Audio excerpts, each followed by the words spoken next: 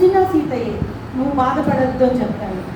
అయినా కానీ సోమ సీతమ్మకి ఇచ్చిన ఆ మాట, లవకుశులను చక్కగా చూసుకుంటాను అని. లవకుశులకు కావాల్సిన ఏర్పాట్లన్నీ చేసుకొని వాళ్ళని గురుకులానికి పంపించి సీతామాత ఎక్కడైతే దేహం వదిలిందో అక్కడికి వెళ్ళి వెక్కి వెక్కి ఏడుస్తుంది. అమ్మా భూమాత, నువ్వు నా తల్లిని సీతమ్మను తీసుకెళ్ళావు, నన్ను కూడా తీసుకెళ్ళిపో, నన్ను కూడా తీసుకెళ్ళిపో, నేను ఇక్కడ ఉండను అని చెప్పి ఆ భూమి మీద పడి ఏడుస్తుంది. రాముడు గారికి ఆ విషయం తెలిసి వస్తాడు సోమ దగ్గరికి. సోమ లే, ఎందుకు నువ్వు పదే పదే సీత లేదు లేదు అంటున్నావు, సీత నీ పక్కనే ఉందమ్మా చూడు అంటాడు. సోమ నాకు కనబడటం లేదు, నేను అన్ని చోట్ల ఎత్తుతున్నాను, చెట్లలో చూస్తున్నాను, అడిగి మొత్తం తిరిగాను, నాకు ఎక్కడ సీతమ్మ కనబడటం లేదు అంటుంది సోమ. ఆ మాటలకు రామయ్య తండ్రి, భౌతిక నేత్రాలకు అన్నీ కనపడవు అని ఇక్కడ ఉంటుంది మాస్టర్. తాడై ధ్యానం చేస్తే మా అందరికి కూడా ఓపెన్ అవుతుంది దివ్యచక్షువు. ఇంకా రాముల వారు తన చేతులతో ఎప్పుడైతే ఇలా ముగ్గురు తాగుతారో ఆ సోమకు తాడై ఓపెన్ అవుతుంది. తాడై ఓపెన్ అవ్వగానే సీతామాత ఆ సూర్యకిరణాలతో ఎంతో అందంగా, అసలు ఎంత అందంగా ఉందో తల్లి కనబడుతుంది. భూమిలో నుంచి వస్తుంది మాట. ఎటు చూసినా సీతామాతే, చెట్ల దగ్గర చూసినా సీతామాతే, జంతువుల దగ్గరికి వెళ్ళినా సీతామాతే, అడవి మొత్తం సీతామాతే, కుటీరంలో సీతామాతే, ఎక్కడ చూసినా సీతయ్యే. ఇలా ఎన్నో చూసుకోగలిగింది సోమ. తాడై ఓపెన్ అయింది ఆమెకు. మనం కూడా ధ్యానం చేస్తే తాడై ఓపెన్ అవుతుంది మాస్టర్స్. ధ్యానంలో అంత గొప్ప విశిష్టత ఉంది. ఇంకా రామయ్య తండ్రితో, నాకు ఇప్పుడు సీతమ్మ కనపడుతుంది, నేను ఎక్కడికి వెళ్ళినా సీతమ్మ ఉంది నా పక్కన, కుటీరంలోకి వెళ్ళినా సీతమ్మ ఉంది, అడవిలోకి వెళ్ళినా సీతమ్మ ఉంది, రామయ్య నాకు ఇది చాలు, ఇంకేం వద్దు అని సంతోషంగా ఆ కుటీరంలో లవకుశులను చాలా చక్కగా చూసుకుంటుంది. రాముల వారు కూడా పిల్లలకు, లవకుశులకు విద్యాభ్యాసం పూర్తయ్యే వరకు అయోధ్య నగరానికి వెళ్ళడు.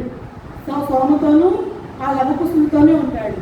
హనుమంతుల వారేమో సోమకు కావలసిన సరుకులు కానీ ఆహార పదార్థాలు, పళ్ళు, కూరగాయలు, ఇవన్నీ ఏ టైంలో ఏమి కావాలో అవన్నీ చక్కగా హనుమంతుల వారు తీసుకొచ్చి సోమకు సహాయం చేస్తుంటాడు. సోమ లవకుశులను చక్కగా చూసుకుంటుంది. ఇంకా కొన్నాళ్ళకు లవకుశులకు విద్యాభ్యాసం పూర్తయిపోతుంది. విద్యాభ్యాసం పూర్తయిపోయేసరికి సోమతో రాముల వారు చెప్తాడు, అమ్మా పిల్లలకు విద్యాభ్యాసం పూర్తయిపోయింది, ఇంకా అయోధ్య నగరానికి వెళ్దాము, నువ్వు కూడా రా మాతో పాటు అంటే సోమ రాదు. రామయ్య తండ్రితో చెప్తుంది, తండ్రి ఇక్కడ అణువు సీతమ్మే ఉంది, ప్రతి చోట సీతమ్మే ఉంది, నాకు సీతమ్మ జ్ఞాపకాలు కావాలి, నేను సీతమ్మకు సేవ చేసుకుంటూ ఉండాలి, నేను ఇక్కడే ఉంటాను అని చెప్పి ఎక్కడైతే ఆమె తనువు చాలించిందో అక్కడ ఒక కుటీరం ఏర్పరచుకొని ఆ సోమ ధ్యానం చేస్తూ వచ్చిన అక్కడ ఉన్న వాళ్ళందరికీ సీతమ్మ కథలు చెప్తూ సోమ అక్కడే ఉందండి. రాముల వారు లవకుశులను అయోధ్య నగరానికి తీసుకెళ్తారు. తీసుకెళ్ళినాక మహాదేవుడు చెప్తాడు కదా, ఏమని, రానున్న రోజుల్లో భూమి విపరీతమైన పరిణామాలు చెంది అల్లకొల్లను సృష్టిస్తుంది. అందుకని మీరు స్వీయ పరిపాలన రావాలి అంటే ఏమి చేయాలో అదంతా మీరు చేయాలి, అందుకే మీరు ఇంకా భూమి మీద ఉన్నారు అని చెప్పారు కదా. అందుకనే రాముల వారు ఆ స్వీయ పరిపాలన రావాలి అంటే ప్రజలందరూ చదువుకోవాలి. ఆ ప్రజల కోసం అని కొన్ని వేల గురుకుల పాఠశాలను ఏర్పాటు చేస్తాడు క్షణం తీరిక లేకుండా రాముల వారు ఆ త్రేతాయుగంలో. ఇంకా జనక మహారాజు చివరి కోరిక కోరుతాడు రాముల వారికి సీతమ్మకు వివాహానంతరం. ఏమని, రామయ్య తండ్రి, ఈ భూమాతను మనం ఎంతగా ప్రేమిస్తే ఆ తల్లి కూడా మనకు అంతకంటే ఎక్కువ రెట్టింపు ప్రేమనిస్తుంది. మనము ప్రేమతో విత్తనాలను ఈ భూమిలో నాటితే మనము మన ఆరోగ్యము, మన శరీరము దృఢంగా ఉండటానికి కావలసిన పోషక విలువలున్న ఆహారాన్ని ఆ తల్లి అందిస్తుంది. ఈ విద్య అంతా కూడా అయోధ్యవాసులకు నువ్వే నేర్పాలి రామయ్య తండ్రి అని జనక మహారాజు ఆ రోజున వ్యవసాయము భూమాత విశిష్టత గురించి చెప్తాడు. ఇంకా చెప్తాడు ఏమని, స్త్రీలు కూడా చదువుకోవాలి, స్వీయ పరిపాలన రావాలి. స్వీయ పరిపాలన ఎందుకంటే రానున్న రోజుల్లో ఈ క్షత్రియ రాజులకు రాజ్యాలను విస్తరించాలని కోరిక ఉండటంతో తమ పిల్లలే బాగుండాలని అత్యాశతో అవసరం లేకుండా యుద్ధాలు చేస్తుంటారు. ఆ యుద్ధాల వలన ఆస్తి నష్టము, జన నష్టము, ప్రాణ నష్టము ఎన్ని జరుగుతుంటాయి. బిడ్డలను కోల్పోతారు, తల్లులు భర్తలను కోల్పోతుంటారు. ఇలా జరగకూడదు అంటే మీరు స్వీయ పరిపాలన, గ్రామ పరిపాలన సంస్థలు తీసుకురావాలి. అదంతా కూడా మీరు చేయాలి అని చివరి కోరికగా జనక మహారాజు కోరుతాడు. ఇక్కడ మహాదేవుడు కోరింది, సీతమ్మ కూడా అడుగుతుందండి లంకలో ఏమని, స్త్రీలు చదువుకోవాలి. సీతమ్మ లంకలో ఉన్నప్పుడు చూస్తుంది ఏమని, అయోధ్య నగరంలోని వాసులు స్త్రీలందరూ సీతామాత ఎక్కడున్నా కానీ ఎటువంటి ఇబ్బందులు కలగకుండా మళ్ళీ తిరిగి అయోధ్య నగరానికి రావాలి అని ఎండనక వాననక వీరుగా అనక ఆ తల్లి కోసం ఈ అయోధ్య నగరంలోని స్త్రీలందరూ జపాలు చేస్తారు కదా సరియు నది దగ్గర. అప్పుడు ఆ లంకా రాజ్యంలోనే సీతమ్మ తల్లి వీళ్ళ కోసం నేనేం చేయాలి అని చూస్తే భవిష్యత్తులో కలియుగంలో జరిగేది చూస్తుంది సీతమ్మ. ఏంటి, స్త్రీలు కడుపులో స్త్రీలు ఉన్నారు, పుట్టబోయే బిడ్డ స్త్రీయే అని తెలుసుకొని ముందుగానే చంపివేస్తున్నారు. స్త్రీలు భూమి మీదకు వస్తే కష్టాలు పడతారు, మనము స్త్రీలను కనకూడదు అనే భావనలు స్త్రీలకు వస్తున్నాయి. ఇలా జరగకూడదు అంటే స్త్రీలు చదువుకోవాలి అని ఆనాడే ఆ లంకలో సీతామాత నిర్ణయం తీసుకుంటుంది అన్నమాట.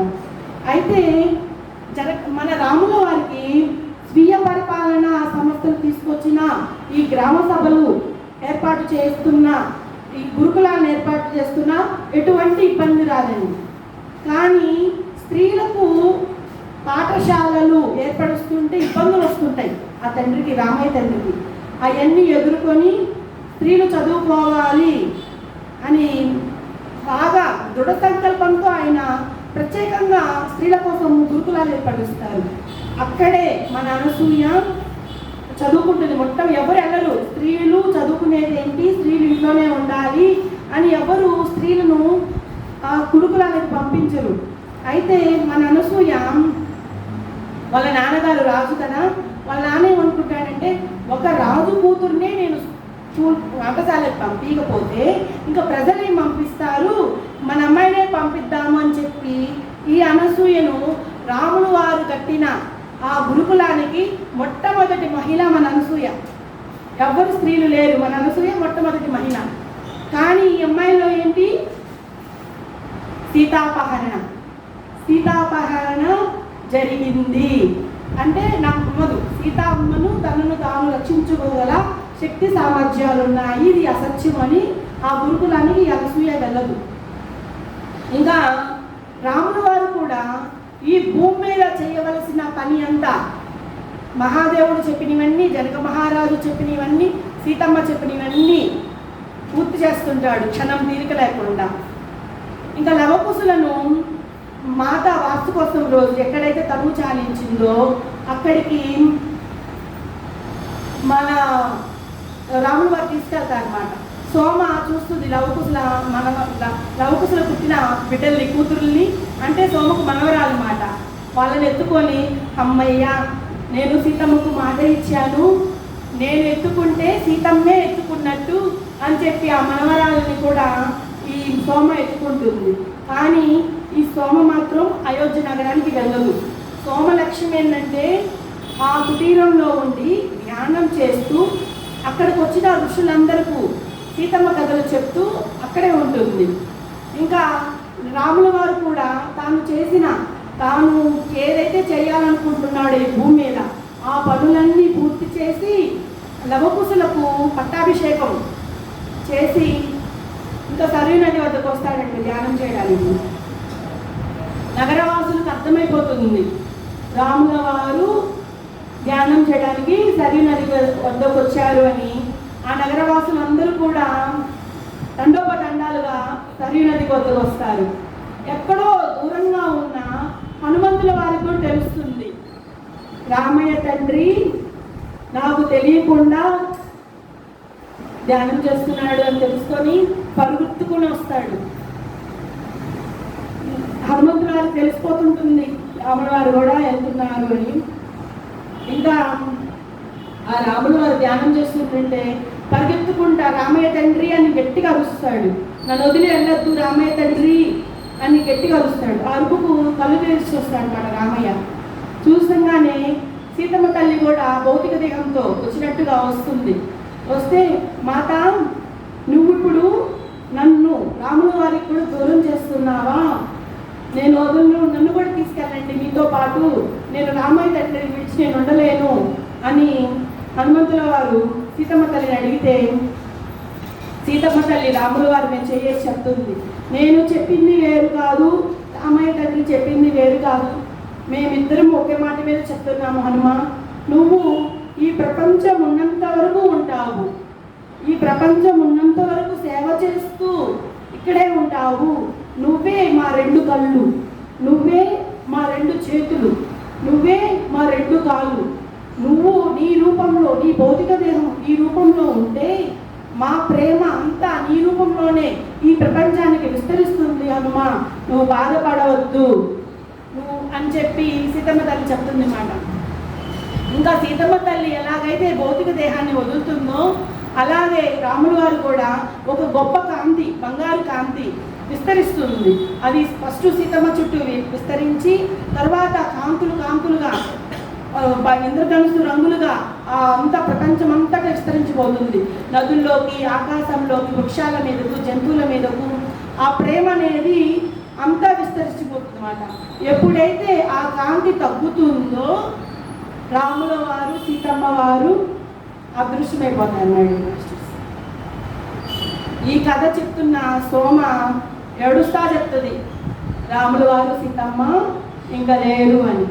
ఇక ఎన్నిసార్లు ఈ కథ చెప్తున్నా చుట్టుపక్కల ఉన్న ఋషులందరూ కూడా సీతమ్మ కథ చెప్తున్నారు, రామయ్య కథ చెప్తున్నారు, ఎన్నిసార్లు చెప్పిన తనివి తీరదని చెప్పి అందరూ సోమ చుట్టూ ఉంటారన్నమాట. ఇంకా హనుమంతుల వారు కూడా ఎక్కడో ఉన్న హనుమంతుల వారు కూడా ఎప్పుడైతే సీతారామ సీతారామ అని మాట వినపడంగానే నా తల్లిదండ్రులు తలుచుకుంటున్నారు ఇక్కడ అని చెప్పి అక్కడికి వస్తాడు మారువేషంలో, ఒక పెద్ద ఋషి రూపంలో.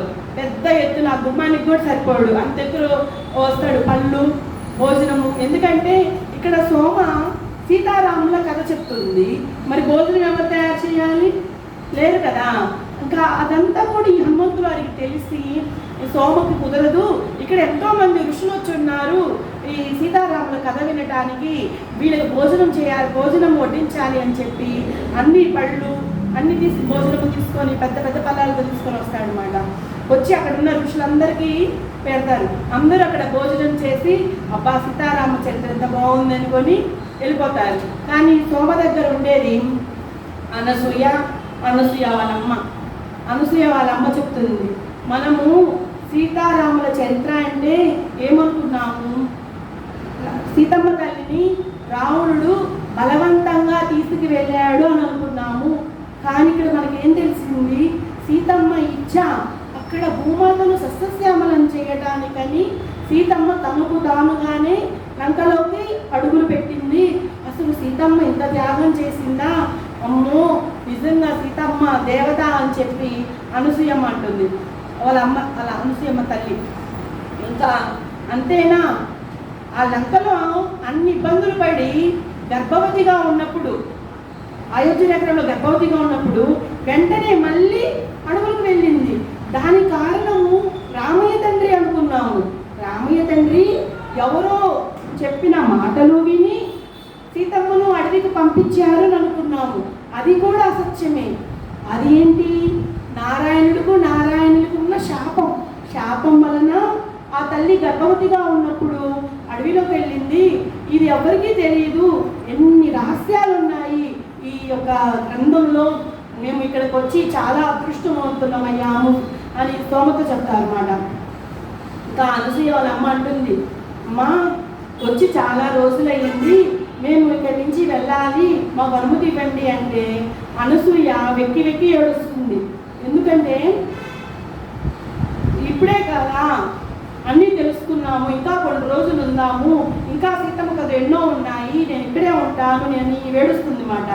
అనసూయ వాళ్ళమ్మ లేదు, మనం ఇక్కడే ఉంటే నాన్నగారి కోపం వస్తుంది, మనం వెళ్ళాలమ్మా అని బ్రతిమలాడుతుంది. ఈ అమ్మాయి అనసూయ ఏడుస్తున్న కొద్దికి సోమ అనసూయ వాళ్ళమ్మతో, మీరు ఈ రాత్రికి కుటీరంలో కొనుక్కోండి, అనసూయ నా దగ్గరే ఉంటుంది అని చెప్తే అక్కడే చదువుకున్న ఒక విద్యార్థి వచ్చి అనసూయను తన కుటీరంలోకి తీసుకెళ్తాడు. ఇంకా సోమ అనసూయను అడుగుతుంది, ఎందుకు ఏడుస్తావు, మీ అమ్మ చెప్పిన మాట వినొచ్చు కదా, చక్కగా రాజ్యానికి వెళ్ళొచ్చు కదా అంటుంది.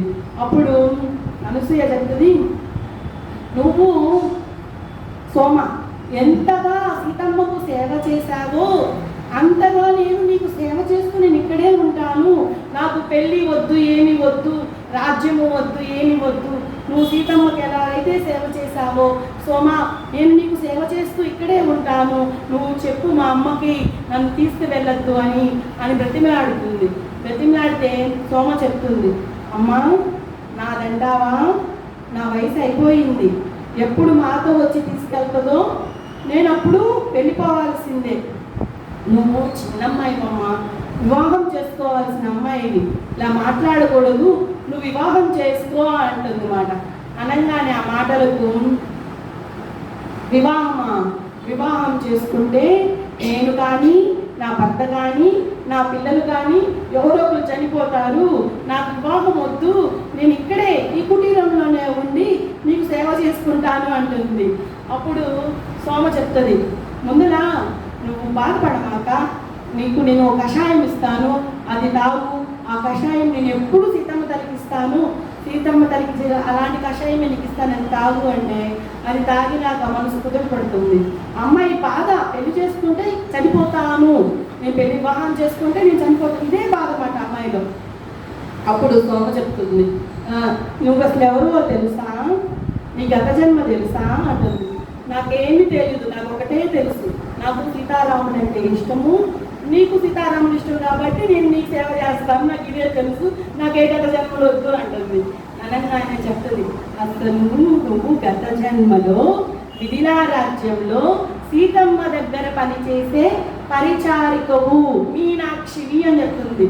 అవునా, ఏమో నాకు అదేమి తెలియదు, నాకే మీనాక్షి తెలియదు, నాకు తెలిసిందల్లా నీ సేవ చేయడమే అంటుంది. ఇంకా ఆ అమ్మాయిలో గత జన్మ తాలూకా అనమాట. గత జన్మలో ఆ అమ్మాయిని పెళ్లి చేసుకోవడానికని మిథిలా రాజ్యంలోనే కిరణ్ అనే అబ్బాయి వాళ్ళ నాన్నగారి దగ్గరకు వచ్చి అడుగుతాడు. దుష్యంతుడు వాళ్ళ నాన్న, నాకు మీనాక్షి అంటే చాలా ఇష్టము, నేను మీనాక్షిని వివాహం చేసుకుంటాను అని అడిగితే అతను మీనాక్షి వాళ్ళ తండ్రి, లేదు వివాహం అయితే మీనాక్షి అయినా చనిపోతుంది, లేకపోతే నువ్వైనా చనిపోతావు, లేకపోతే నీ బిడ్డలైనా చనిపోతారు, ఈ జన్మలో మీనాక్షికి వివాహం అనేదే లేదు అని ఆ కిరణ్ అనే వ్యక్తినిచ్చి వివాహం చేయడం మాట.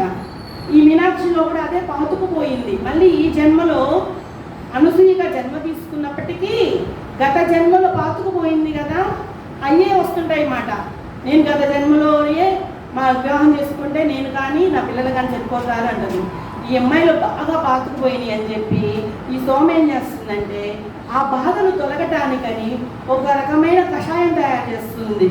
అది కానీ తాగింది అంటే ఇది కూడా ఒక మనోవ్యాధి కదా, ఇది తగ్గిపోతుంది అని చెప్పి కొన్ని ఆకులు తీసుకొచ్చి కషాయాలు తయారు చేసి తాగు, నీ మనసు ప్రశాంతంగా ఉంటుందని చెప్తే అది ఆ అమ్మాయి ఎప్పుడైతే ఆ కషాయం తాగిందో నిద్రపోతుంది.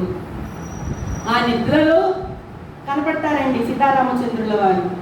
ఫస్ట్ ఒక కాంతి, బంగారు కాంతి, ఆ కాంతి నుంచి సజీవ దేహంగా శ్రీరాముల వారు, పక్కనే మళ్ళీ సీతమ్మ వారు ఇద్దరు వచ్చి చెప్తారు, బిడ్డ గతము గతః, గతాన్ని మర్చిపో, గతాన్ని తవ్వితే నీకు లాభం ఏమి ఉండదు, గతం ఎందుకు తలుచుకుంటావు, ఈ జన్మలో నువ్వు వివాహం చేసుకుంటే చాలా ఆనందంగా ఉంటావు, అని చెప్తారు మన సీతారామచంద్రులు.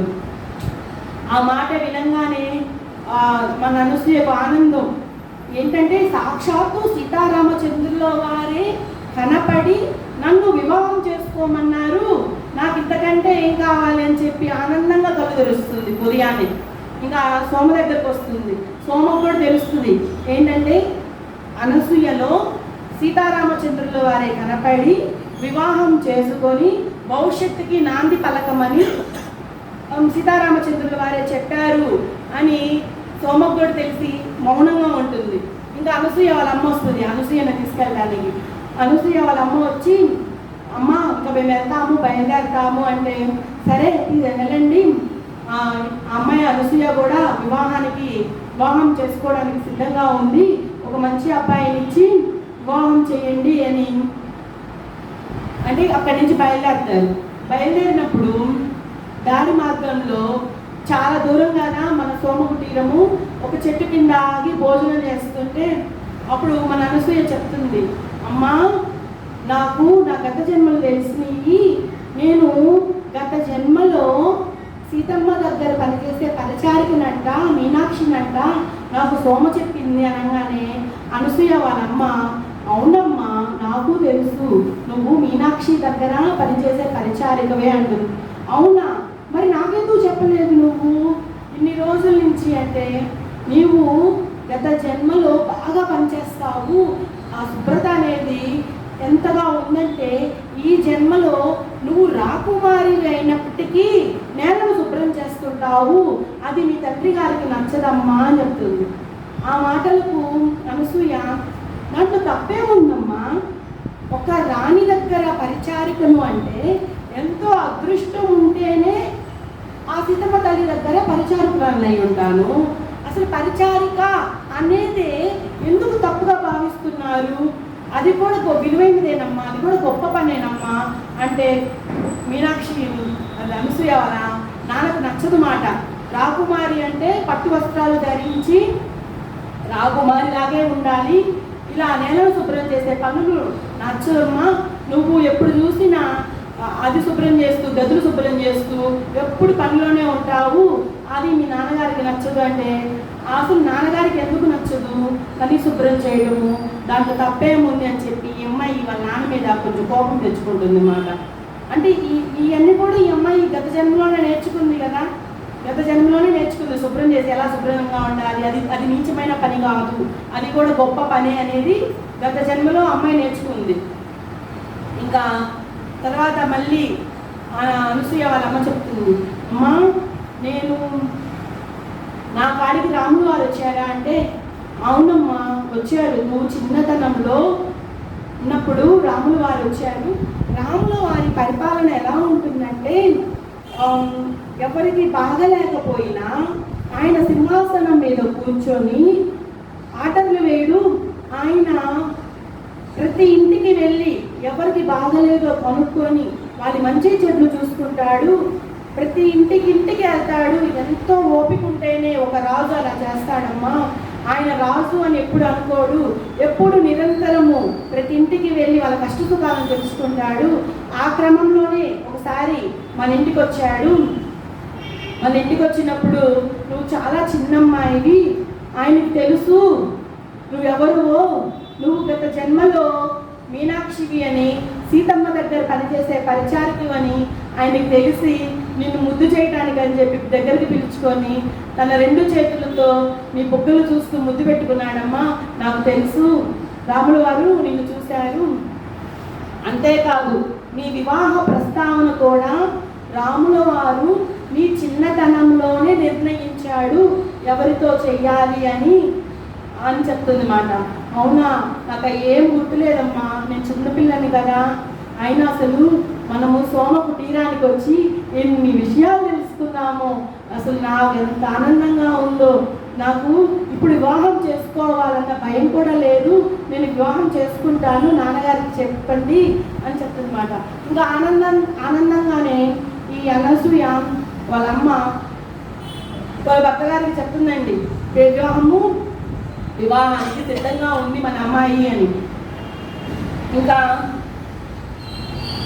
అబ్బాయి వాళ్ళ నాన్న సుధాముడు వాళ్ళ నాన్న, అబ్బాయి పేరు అభిత్, వస్తాడనమాట అమ్మాయిని చూడటానికి.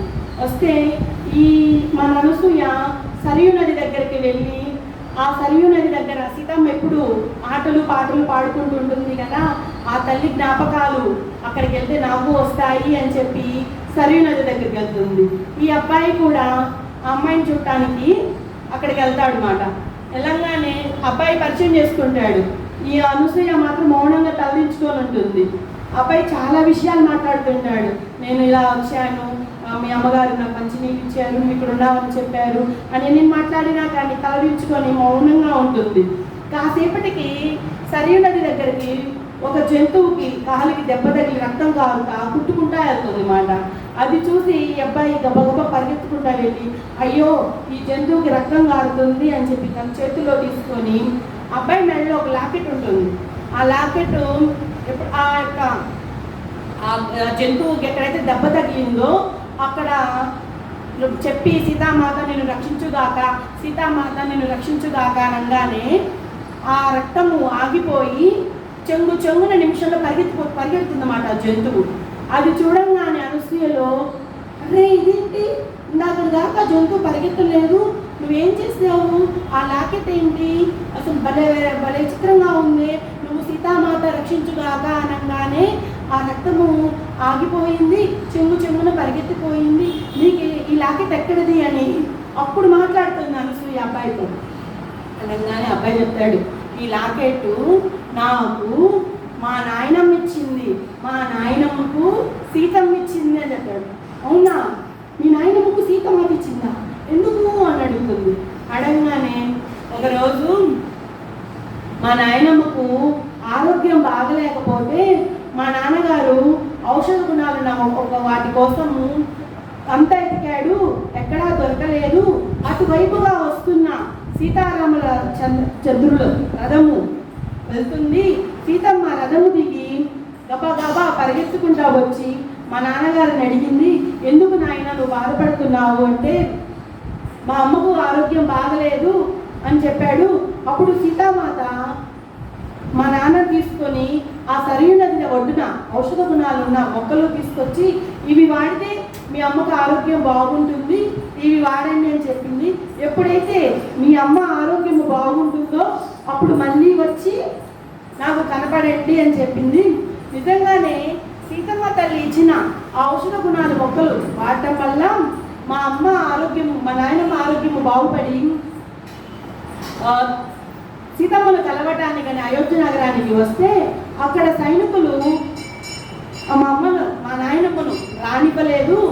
అది తెలుసుకున్న సీతమ్మ పరిచారకుల దుస్తుల్లో వచ్చి మా నాయనమ్మ ఎలా ఉందో కనుక్కొని, మా నాయనమ్మ మంచి చెడ్డలు కనుక్కొని వెళ్ళేటప్పుడు ఆ లాకెట్ బహుమానంగా ఇచ్చింది అని ఈ అబ్బాయి మన అనసూయకి చెప్తాడు. ఆ మాటలు విన్న అనసూయ, అవునా సీతమ్మే ఇచ్చిందా ఈ లాకెట్టు, ఈ హారము ఎంత గొప్పదో కదా అంటే మళ్ళీ అబ్బాయి చెప్తాడు, అంతేకాదు ఈ హారం యొక్క విశిష్టత ఏంటంటే, ఈ హారము సీతమ్మ తల్లి వివాహానంతరము వాళ్ళ తల్లి సునియన ఇచ్చింది. సునియన మాత ఈ లాకెట్ ఎప్పుడూ తీయద్దు అని, ఈ లాకెట్ ఎప్పుడు నిన్ను జాగ్రత్తగా చూసుకుంటుంది, ఎప్పుడు ఎట్టి పరిస్థితిలో తీయద్దు అని చెప్పింది.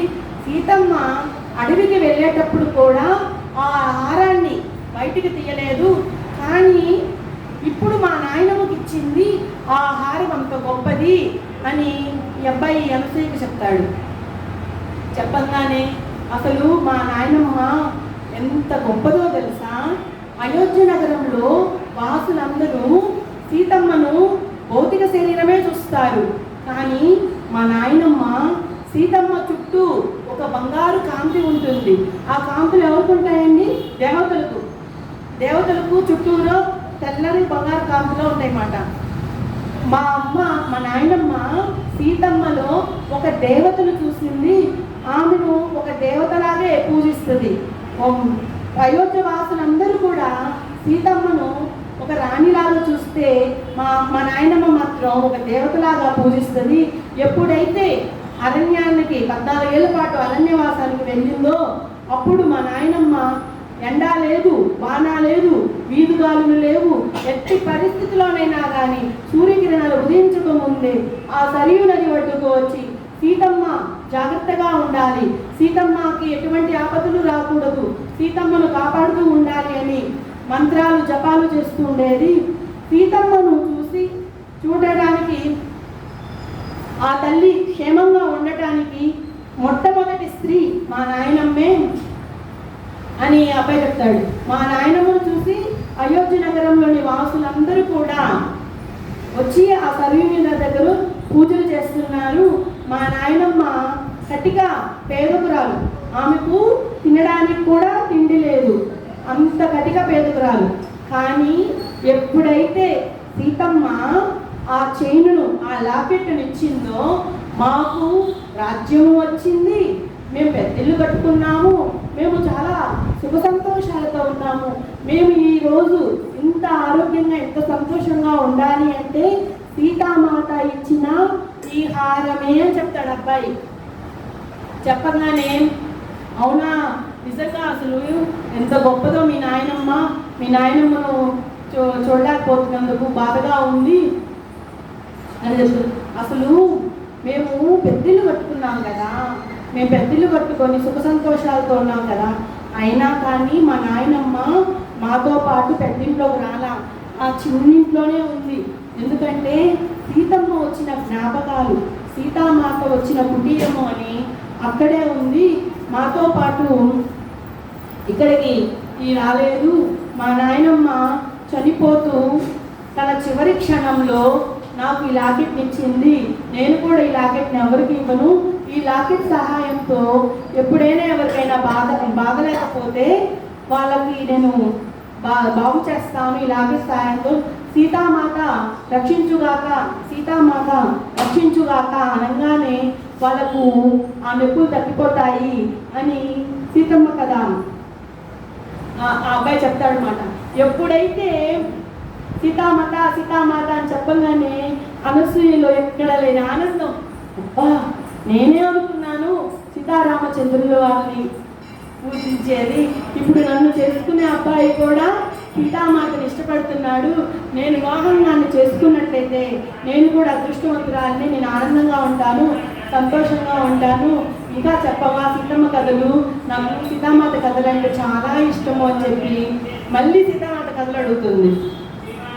అడిగితే అబ్బాయి చెప్తాడు, మన కోసము మన అమ్మ నాన్నలు ఎదురు చూస్తుంటారు కదా, వెళ్దాము అంటే కాదు నువ్వు నాకు సీతామాత కథ చెప్తుంటే చాలా బాగుంది, కాసేపు ఇంకొక కథ చెప్తున్నాను సీతమ్మ గురించి, కూర్చో నా పక్కన అని చెప్పి కూర్చోబెడితే ఆ అబ్బాయి కూడా ఈ అనసూయలో సీతామాత అనగానే ఎంత ఆనందపడుతుందో అని సీతమ్మగా చెప్తాడు. ఏంటంటే ఒకరోజు రాముల వారు సింహాసనం మీద కూర్చొని ఋషులందరినీ ఆహ్వానించి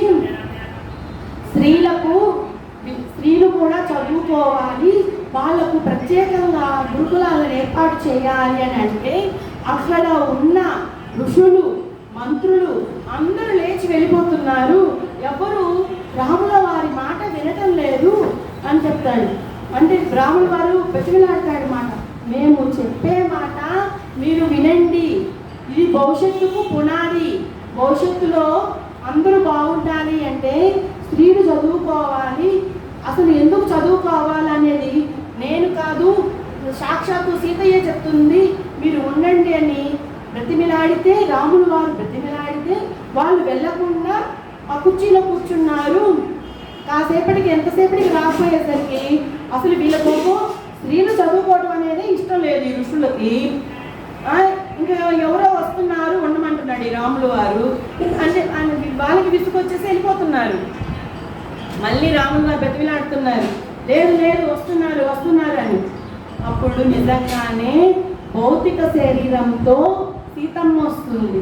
సీతమ్మతో పాటు ఆ ఉన్నత లోకంలో ఉన్న భృగు మహర్షి, ఖ్యాతి, వశిష్ఠుల వారిని, అరుంధతిని, ఆ గౌతమ ఋషిని, అహల్యని అందరి ఋషులను తీసుకొని వచ్చి రాముల వారి పక్కన కూర్చొని అడుగుతుంది, రామయ్య చెప్పిన మాట మీరు ఎందుకు వినరు?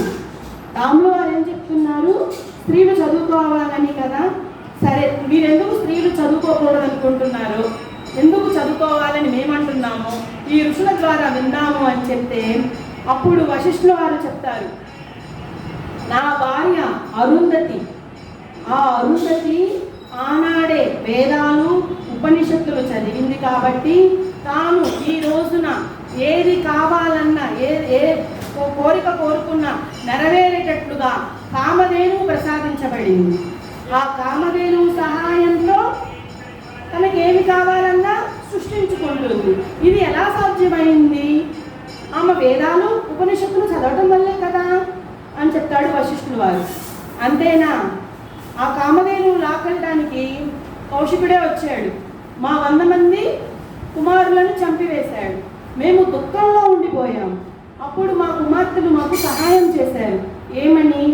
జనన మరణ చక్రాలే లేని లోకాలను సృష్టిద్దాము నాన్న, మనకి ఎటువంటి శాపాలు పనిచేయని లోకాలనే సృష్టిద్దాము, ఇలా వద్దు, ఇలా మీరు బాధపడొద్దు అని ఆ రోజున మా కుమార్తెలు మాకు ధైర్యం చెప్పి మళ్ళీ ధ్యాన సాధన చేసి మేము సంతోషంగా ఉండేటట్టు ఆ నక్షత్ర లోకాలను సృష్టించుకున్నాము. ఇదంతా వేదాలు ఉపనిషత్తులు చదివిన స్త్రీల వల్ల కాదా అని వశిష్ఠుల వారు అంటాడండి. మళ్ళీ అనసూయ గురించి చెప్తారు. అనసూయ ఎంత గొప్ప జ్ఞాని. ఆవిడ భూమాత మీద ఎటువంటి జీవరాశి లేదు, వృక్షాలు లేవు, జంతువులు లేవు. అలాంటి భూమి మీద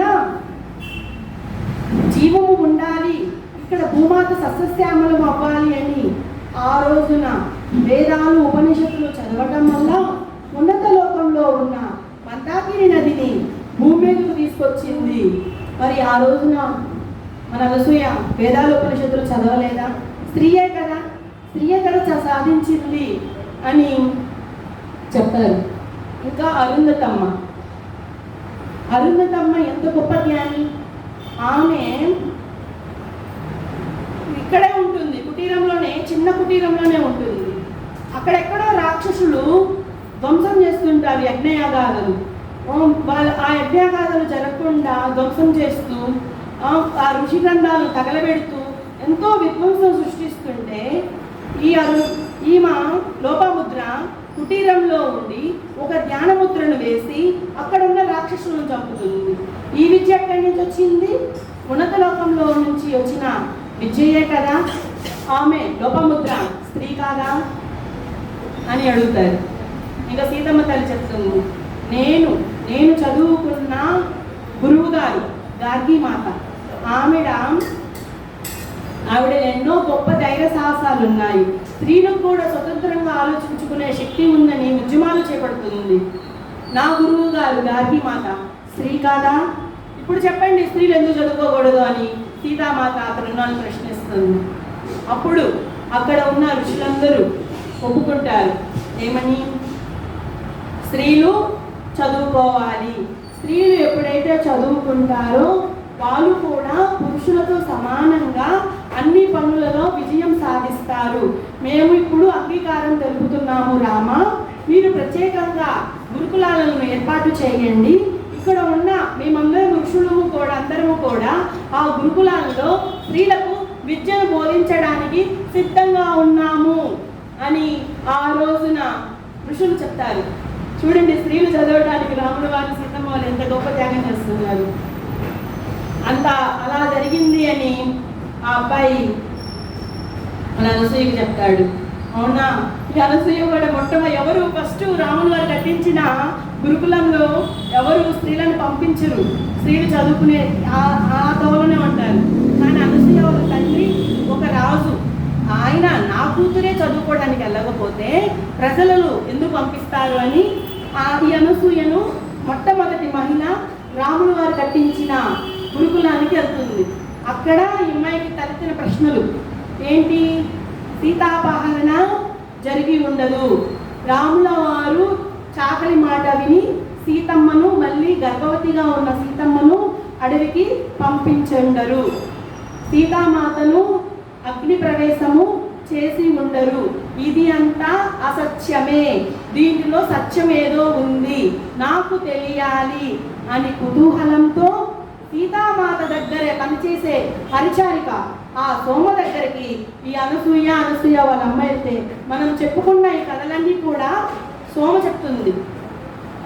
ఇంకా ఈ అమ్మాయి వాళ్ళ ఇంటికి వెళ్ళి వాళ్ళ అమ్మ నాన్నలకి నాకు అబ్బాయిని పెళ్లి చేసుకోవటము ఇష్టమే అని చెప్తుంది. చెప్పంగానే వాళ్ళ నాన్నగారు కూడా సంతోషపడతారు. ఇంకా వాళ్ళ నాన్నగారి ఫ్రెండే మాట ఈ అబ్బాయి వాళ్ళ నాన్న. సో ఆ అబ్బాయి చెప్తాడు, రాముల వారు ఈ అబ్బాయి చిన్న వయసులో ఉన్నప్పుడే మా ఇంటికి వచ్చి మీ కుమార్తెనిచ్చి వివాహం చేయమని నాకు ఎప్పుడో చెప్పారు. నేను అది ఇప్పుడు ప్రస్తావన తీసుకొచ్చాను. వీళ్ళ వివాహము మన ఇద్దరము చేస్తుంది కాదు, సాక్షాత్తు శ్రీ సీతారామచంద్రుల వారే వీళ్ళిద్దరి వివాహము జరిపిస్తున్నారు అని చెప్పుకుంటారు. చెప్పుకున్నాక వాళ్ళిద్దరికి వివాహానికి సన్నాహాలు జరుగుతుంటాయి. ఇంకా ఈ అమ్మాయి అనసూయ అనుకుంటుంది, నిజంగా నేను సీతమ్మ గురించి ఏదైతే అనుకున్నానో అవన్నీ నిజమే కదా, వాటి యొక్క రహస్యాలు నాకు తెలిసినవి, నేను వెళ్ళి సోమను కలవాలి అని వాళ్ళ నాన్నగారిని అడుగుతుంది. నాన్న, నేను మా సోమ దగ్గరికి వెళ్ళి ఆశీర్వాదం తీసుకెళ్తాను అంటే, అమ్మా నువ్వు నిజంగా సోమ దగ్గరికి వెళ్ళాలి, నువ్వు ఎప్పుడైతే ఆ సోమ దగ్గరికి వెళ్ళావో అప్పటి నుంచే వివాహం చేసుకుంటావు అని ఆనందపడుతున్నావు. నేను కూడా సోమను కలుస్తాను, ఈసారి మనందరం కలిసి ఆ సోమ దగ్గరికి వెళ్దాము అని చెప్తాడు. ఎప్పుడు చూసినా ఆ రాజ్య సమస్యలు అలా తీరుస్తా, ఈరోజు వెళ్దామంటాడు, రేపు వెళ్దామంటాడు, ఎల్లుండ అలా కొడుతూనే ఉంటుంది, వెళ్ళకుండా ఉంటారు వీళ్ళు. ఇది చూసిన అనసూయకు దిగులు, ఏంటి ఈరోజు బయలుదేరదాం అనుకుంటాము, పని పడి ఆగిపోతుంది, రేపంటారు పని పడి ఆగిపోతుంది. నాన్న ఇట్లా కాదు, నేను వెళ్తాను, నన్నన్నా అమ్మనన్నా పంపించండి, నేను వెళ్ళి ఆ సోమను కలుస్తాను అని చెప్తానమాట.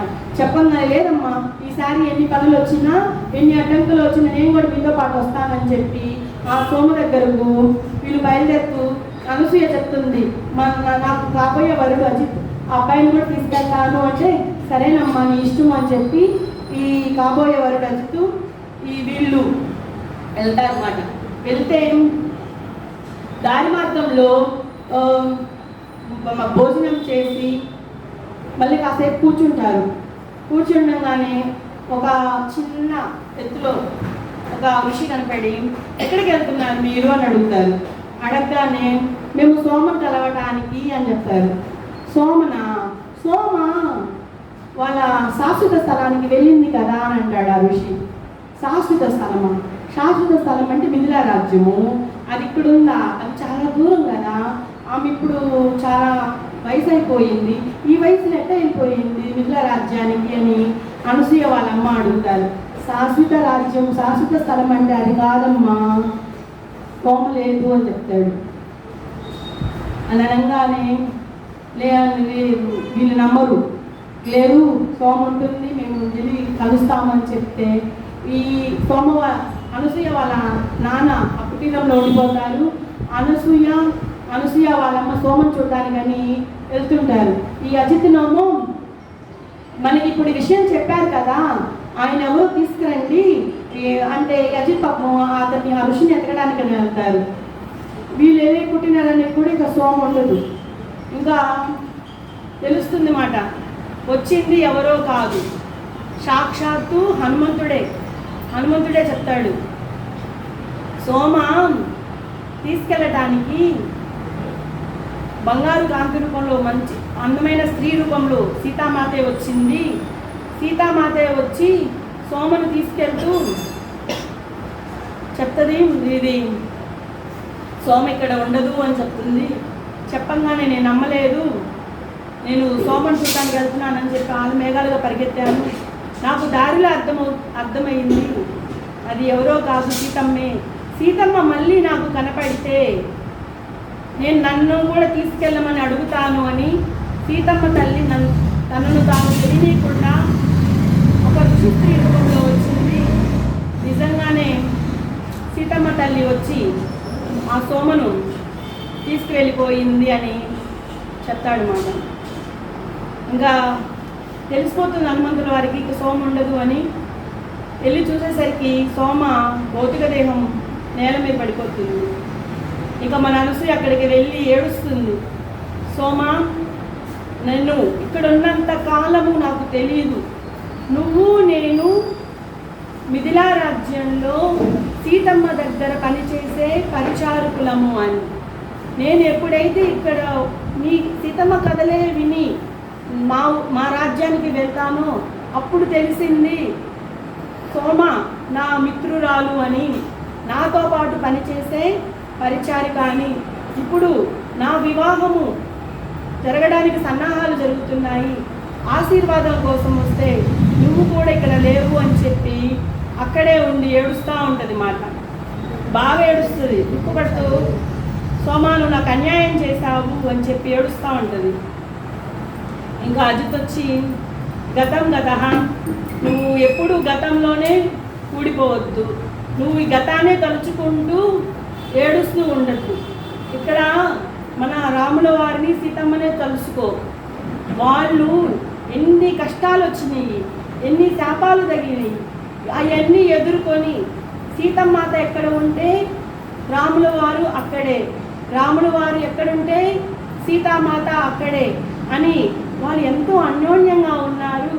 వాళ్ళని మనము ధ్యేయంగా తీసుకొని సుఖ సంతోషాలతో ఉండాలే కానీ సోమ వెళ్ళిపోయిందని ఏడుస్తూ ఉంటావా, నువ్వు ఏడవద్దు అనసూయ అని చెప్పి బ్రతిమిలాడుతాడు. బ్రతిమిలాడిన సోమ ఈ చనిపోయిందనే ఈ అనసూయ బాగా దుఃఖపడుతూ ఉంటుంది. ఈ అమ్మాయిని ఎట్టయినా నవ్వించాలి, నేను మళ్ళీ సీతామాత కథ చెబితే ఈ అమ్మాయి నవ్వుతుంది, నేను సీతామాత కథ చెప్తాను, రాముల వారి కథ చెప్తాను, అప్పుడన్నా ఈ అనసూయ నవ్వుతుందని చెప్పి రాముల వారి కథను చెప్తాడు. అనసూయ ఒకరోజు ఏం జరిగిందో తెలుసా, నేను జంతువులను బాగా చూసుకుంటాను, నాకు జంతువులంటే చాలా ఇష్టము. ఒకరోజు రాముల వారు వచ్చేసరికి ఒక జంతువుకి బాగలేకపోతే నేను కూడా ఆ జంతువుతో పాటు ఏడుస్తూ దానికి తగ్గాలి అని కట్టు కడుతూ ఉంటే రాముల వారు చూశాడు. రాముల వారు చూసి మా నాన్నకు చెప్పాడు, ఈ అబ్బాయిని కూడా ఈ జంతువులను సంరక్షణలో పెట్టండి, ఈ అబ్బాయికి జంతువులంటే ఎంతో ఇష్టము, సీతమ్మకు ఏ రకంగా జంతువులంటే ఇష్టమో ఈ అబ్బాయి కూడా జంతువులంటే అంతే ఇష్టము అని చెప్పాడు. మా నాన్నకోము నేను రాజ్యం ఏలాలని కోరిక ఉంది, నాకు రాజ్యం ఏలాలి అని కోరిక లేదు, నాలో ఏ కోసాన రాజ్యం ఏలాలి అనేది లేదు, నాకు జంతువులను చూసుకోవాలి, జంతువులను ప్రేమించాలి అని జంతు సంరక్షణలో ఉండాలంటేనే ఇష్టము. నేను రాముల వారు ఏదైతే అనుకుంటున్నారో ఆ పనిలోనే ఉన్నాను. నేను అయోధ్య నగరంలో ఉన్న అడవులకు ఎవరైతే జంతువులను వేటాడతారో వాళ్ళని శిక్షిస్తూ ఆ జంతువులను మనం ప్రేమించాలి, జంతువులతో మనం ప్రేమగా ఉంటేనే ఆ జంతువులు మనల్ని ప్రేమిస్తాయి అని ఎప్పుడు ఆ జంతువుల గురించే చెప్తూ ఆ జంతువుల సంరక్షణలోనే ఆ ఉద్యోగం చేస్తున్నాను. మా నాన్న చెప్పినట్టు నేను రాజ్యం ఏలట్లేదు అనసూయ, నువ్వు బాధపడమాక అని చెప్తాడు. కానీ అనసూయకు అర్థమైపోతుంది, నన్ను నవ్వించాలని ఈ రాముడు వారి కథలు చెప్తున్నాడు అని చెప్పి ఇంకా నవ్వదు మాట. సోమాను వెళ్ళిపోయావు, నేను నా పెళ్ళికి ఆశీర్వాదం తీసుకోవడానికని నేను వచ్చాను, నువ్వు వెళ్ళిపోయావు సోమ అని చెప్పి ఏడుస్తుంది.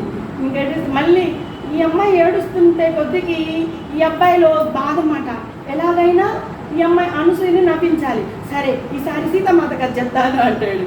అనగానే ఈ అమ్మాయి అనసూయకి అర్థమయ్యి, నాకు అర్థమవుతుంది నువ్వు నన్ను నవ్వించాలని సీతామాత రాముల వారి కథలు చెప్తున్నావు, నేను బాధపడను, దుఃఖపడను, నువ్వు చెప్పింది నిజమే, గతాన్ని మనము తిరిగి తీసుకురాలేము, భవిష్యత్తుకు పునాది వేయాలి, భవిష్యత్తులో మనం ఆనందంగా ఉండాలి, ఈ గతాన్ని తలుచుకుంటూ బాధపడుతుంటే ఎలా? నాకు సీతారాములు చెప్పారు ఏంటంటే నేను వివాహం చేసుకుంటే నాకు పుట్టబోయే పిల్లలు కూడా ఈ భూమాతను సస్యశ్యామలం చేసేటట్టు మంచి పనులు చేస్తారంట. ఆ ఆశీర్వాదము నాకు ఆనాడే సీతారామచంద్రుల వారు కలలో కనపడి నాకు ఆశీర్వాదం ఇచ్చారు, నేను బాధపడను అని అనసూయ చెప్తుంది. ఇంకా కొన్ని రోజులకు మన అనసూయకు ఈ అబ్బాయికి వివాహం జరుగుతుంది. తర్వాత ఎపిసోడ్ మళ్ళీ చెప్పుకుందాం మేడం మాస్టర్స్.